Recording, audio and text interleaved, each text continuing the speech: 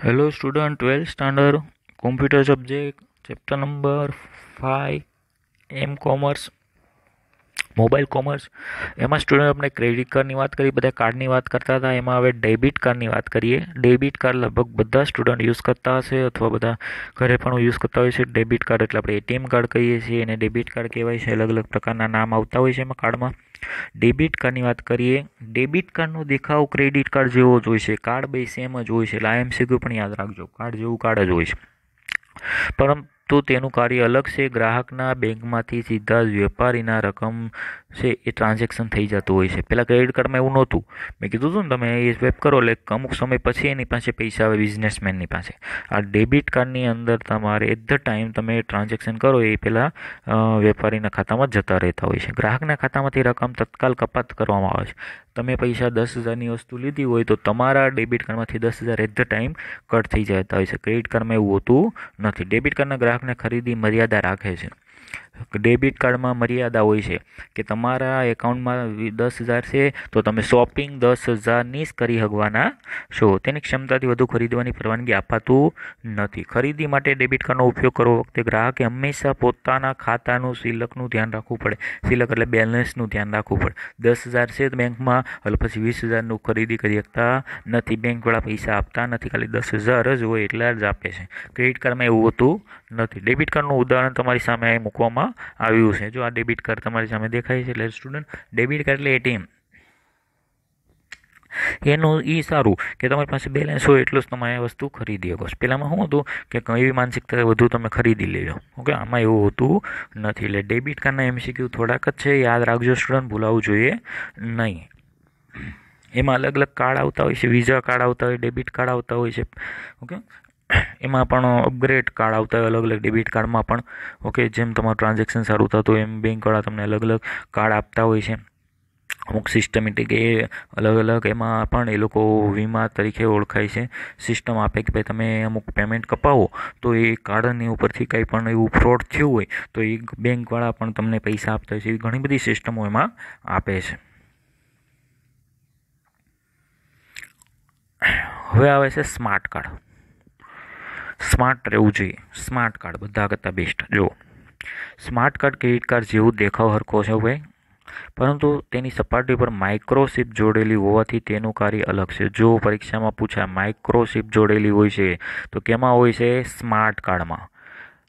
ખાતાઓની માહિતી, આરોગ્ય સંબંધી વીમાની માહિતી, અંગત કી અને ઉપયોગ કરતા અન્ય અંગત માહિતી સ્માર્ટ કાર્ડનો સંગ્રહ કરવામાં આવે છે. આ બધા ડેટા એમાં રહે છે. જો પહેલાંમાં એવું નથી રહેતું. આરોગ્ય સંબંધી વીમાની માહિતી તમે મતલબ ડેટા રાખી શકો છો. સામાન્ય કાર્ડ કરતાં તે 100 ગણી વધુ માહિતી સંગ્રહ કરી શકે. પરીક્ષામાં પૂછાય કઈ કાર્ડ છે 100 ગણી માહિતી સ્ટોર કરી શકે? તો સ્માર્ટ કાર્ડ. સ્માર્ટ કાર્ડમાં સંગ્રહિત માહિતી સાંકેતિક સ્વરૂપમાં હોવાથી તે ક્રેડિટ કાર્ડ, ડેબિટ કાર્ડથી વધુ સુરક્ષિત છે. સુરક્ષિત કયું કાર્ડ વધુ હોય છે? તો સ્માર્ટ કાર્ડ. ડેબિટ કાર્ડથી પણ અને ક્રેડિટ કાર્ડથી પણ વધારે. ગ્રાહકો કાર્ડમાં રોકડ પણ ઉમેરી શકે છે અને ત્યાંથી પછી છૂટક વ્યાપાર પાસે વેબસાઇટ કે દુકાન પર માલની ખરીદી તેની ચૂકવણી માટેનો ઉપયોગ પણ કરી શકે છે. જો સ્ટુડન્ટ કંઈ પણ પેમેન્ટ કરી શકે છે. છૂટક વેપારીના દુકાન પર કાર્ડ રીડર ઉપલબ્ધ હોય છે. કાર્ડ પીસી સાથે જોઈન્ટ, આપણે કેમ મેમરી કાર્ડ આવે તેનું કાર્ડ રીડર આવે, એમાં પણ એક કેબલ સાથે જોઈન્ટ કરી દેવાનું કોમ્પ્યુટર સાથે અને તમારા બધા ડેટા એમાં ઇન્સ્ટોલ કરી શકો છો. ઓકે, સ્માર્ટ કાર્ડ ઘણું ફાયદાકારક બનાવે છે. ડિજિટલ રોકાણ માટે, સંગ્રહ કરવા માટે, દર્દીની તબીયત, જો કોઈ બીમારી હોય ને તમારી તો એમાં સ્ટોર કરી દેવાની કે મને આ હશે. ઓકે, અને આ કાર્ડ ક્યાં ક્યાં યુઝ થાય? યુએસ, યુરોપ, જાપાન અને એશિયા. આપ એમસીક્યુ યાદ રાખજો, પૂછાયેલો છે ઘણીવાર. ઓકે, યુએસ, જાપાન અને એશિયા. એક આમાં એક્ઝામ્પલ આપ્યું છે કે તમે બીમાર હો ને તો તમારો ફેમિલી ડૉક્ટર છે ને એ તમારા બધી માહિતી આમાં સ્ટોર કરી દે. એટલે ક્યાંય તમે એક્સિડન્ટ એવું થયું હોય તો એ પેલું સ્માર્ટ કાર્ડ, બીજો ડૉક્ટર હોય તો ઓળખવાનું નથી, તો એ ડાયરેક્ટ સ્માર્ટ કાર્ડ કનેક્ટ કરે એટલે તેને ખબર પડી જાય કે આને ભાઈ કઈ બીમારી હતી, ડાયાબિટીસ હતી, આ દવા દેવી જોઈએ નહીં. તો એ તમે એક એક્ઝામ્પલ આપ્યું છે કે ભાઈ તમે આમાં માહિતી પણ રાખી શકો છો, પૈસા પણ ટ્રાન્ઝેક્શન કરી શકો છો, બધા કરતાં સિક્યોર પણ છે અને બધા કરતાં વધારે 100 ગણી માહિતી સ્ટોર કરી શકો છો.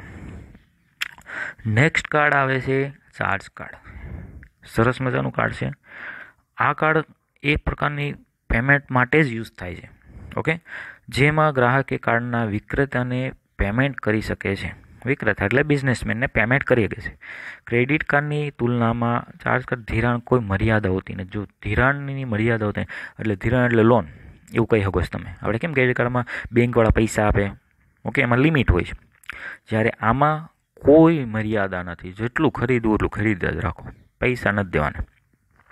પછી દેવાના પણ ત્યારે નથી દેવાના.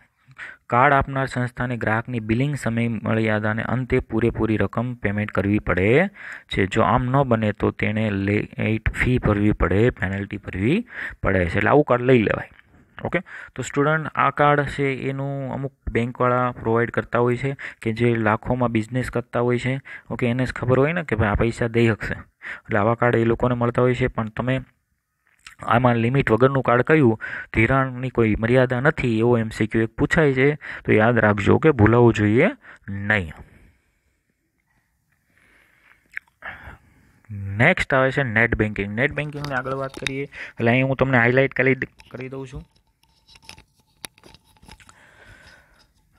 નેટ બેન્કિંગમાં તમારે બેંકમાં એકાઉન્ટ હોવું જોઈએ અને બેંકમાં તમારે એક સિસ્ટમ શરૂ કરવા માટે એપ્લાય કરવી પડે કે મારે નેટ બેન્કિંગ શરૂ કરવું છે. એટલે એ લોકો તમને યુઝરને પાસવર્ડ આપતા હોય છે. એની અંદર કોઈ કાર્ડની જરૂર પડતી નથી અને બધા કરતાં નેટ બેન્કિંગ બેસ્ટ. કેમ કે કાર્ડ ખોવાઈ જાય છે, પ્રોબ્લેમ થવાના છે. ઓકે, કાર્ડ ગયું એટલે ગયા, પૈસા ગયા તો ગયા, પાકીટ તમારું પડી ગયું, બધું ગયું. ઓકે, તો અહીંયા નેટ બેન્કિંગ છે એ તમે ગમે ત્યાં જઈને તમે કોમ્પ્યુટર ઉપર ખાલી તમે એ વેબસાઇટ ખોલો, કંપનીની જે હોય, SBI હોય, કંઈ પણ હોય, એ વેબસાઇટ ખોલો અને તમારો યુઝરને પાસવર્ડ નાખો એટલે તમારી બેંક સામે તમારું આવી જાય છે. એટલે તો બહુ ઇઝી છે પ્રોસેસ. આમાં એક રેલવેનું એક્ઝામ્પલ આપ્યું છે કે રેલવે ઉપર તમારે ટિકિટ લેવી હોય તો તમે એની વેબસાઇટ છે, પાછી રિપીટ થાય છે સ્ટુડન્ટ, www.ircty.co.in. તો એના ઉપર જઈને તમે રજિસ્ટ્રેશન કરો, ટિકિટ લો, લોગિન થયા પછી પેમેન્ટ ચૂકવવાનું, તો નેટ બેન્કિંગનો યુઝ કરી શકો છો અને બેંકવાળા તમને કોપી મોકલે છે. આ ટોપિક બે રિપીટ થયેલા છે. Electronic fund transfer. Electronic fund transfer EFT full form યાદ રાખી લેજો. એટલે ઓનલાઈન જે ટ્રાન્ઝેક્શન થાય છે એની વાત છે. ઓકે, જે અત્યારે વધુ એનો ક્રેઝ છે. એક બેંકના ખાતામાંથી અન્ય બેંકના ખાતામાં રકમ જે સ્થળાંતરિત કરવામાં આવે છે, એટલે ટ્રાન્સફર કરવામાં આવે છે તેને ઇલેક્ટ્રોનિક ટ્રાન્સફર. કઈ રીતે, કયા રીતે? તો કાગળના સ્વરૂપમાં હોય. કાગળના સ્વરૂપ એટલે પેલો ચેક લખીને આપે એ હોય છે. બીજું, દુનિયાની બેંકોમાં પારસ્પરિક વ્યવહાર ATM છે.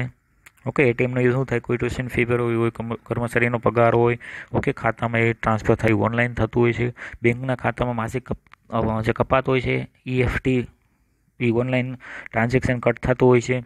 ઓકે, તો આ બધી જે પદ્ધતિઓ છે, આ જે સિસ્ટમ છે એને ઇલેક્ટ્રોનિક ફંડ ટ્રાન્સફર કહેવાય છે. જેની અંદર પૈસા તમારા હાથમાં આવતા નથી, ઓનલાઈન બધું પૈસાથી ટ્રાન્સફર થતા હોય. પછી કોઈ પણ રીતે કરી શકો છો કે મોબાઈલથી કરતા હો કે કોઈ પણ ફી ચૂકવણી કરતા હોય, બધી બેંકમાંથી ડાયરેક્ટ જતી હોય છે.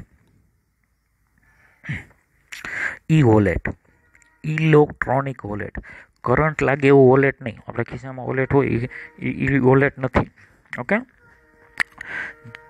આમાં અંદર શું હોય તો એ હાઇલાઇટ MCQ કરો, ધ્યાન આપો. જ્યારે તમે વેબ પરથી ખરીદી કરો છો ત્યારે તમારું નામ લખો છો, મોકલવામાં આવે સરનામું લખો છો, બિલમાં મોકલવા નામનું સરનામું લખો છો, ક્રેડિટ કાર્ડની માહિતી સહિતનું એક ફોર્મ ભરવાનું રહે છે.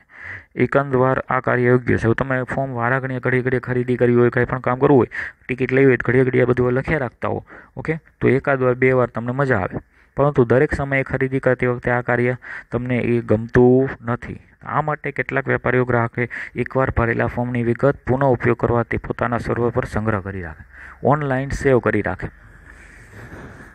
એટલે વારાઘડીએ તમારે ભરવું પડતું નથી. તમે એકવાર સેવ કરી દો એટલે તમારે એકવાર ડેટા તમારા સેવ થઈ ગયા એટલે વારાઘડીએ તમારે ભરવા પડતા નથી. આ વ્યાપારી ગ્રાહકને વોલેટ સેવા પૂરી પાડે છે. એટલે ઓનલાઈન તમારા ડેટા ખાલી ક્લિક કરો એટલે ઓટોમેટિક એ ફોર્મ ભરાઈ જાય, એડ્રેસને બધું. ઓકે, બદલવું હોય તો બદલી શકો, બાકી તમારે ડેટા ભરવો હોય તો ઓનલાઈન તમે ડેટા સેવ કરી શકો ને વોલેટ કહેવાય. વેપારીઓ સુરક્ષિત રીતે ઓનલાઈન ચૂકવણી માટેના ઇલેક્ટ્રોનિક કાર્ડને વોલેટ કહે છે. તે ક્રેડિટ કાર્ડ કે ડેબિટ કાર્ડ જેમ પણ કાર્ય કરે છે. ઈ વોલેટ દ્વારા ચૂકવણી કરતી વખતે ગ્રાહકે ક્રેડિટ ડેબિટ કાર્ડનો નંબર પૂરો પાડવાનો જરૂરી રહેતો નથી. આથી ક્રેડિટ ડેબિટ કાર્ડની જે સિક્યોરિટી છે એ નષ્ટ થવાનું જોખમ રહેતું નથી. ઉદાહરણમાં તમને IRCTCનું આપ્યું છે કે IRCTC પર ટિકિટ લેતા હો તો તમારે દર વખતે તમારું નામ, એડ્રેસ લખવું પડે, તો એ લખવાનું રહેતું નથી. વોલેટ ઉપર ક્લિક કરો એટલે ઓટોમેટિક એ તમારા ડેટા છે એમાં આવી જતા હોય, ખાલી તારીખો નહીં લખવાની રહેતી હોય છે. એટલે ઓનલાઈન તમારા જે ડેટા રહે છે સ્ટોરેજ, એને ઈ વોલેટ કહેવાય છે. એવા ઘણા બધા એક્ઝામ્પલ છે એમાં. લાસ્ટ કાર્ડની વાત કરીએ, રૂપે કાર્ડ તમે જોયું હશે.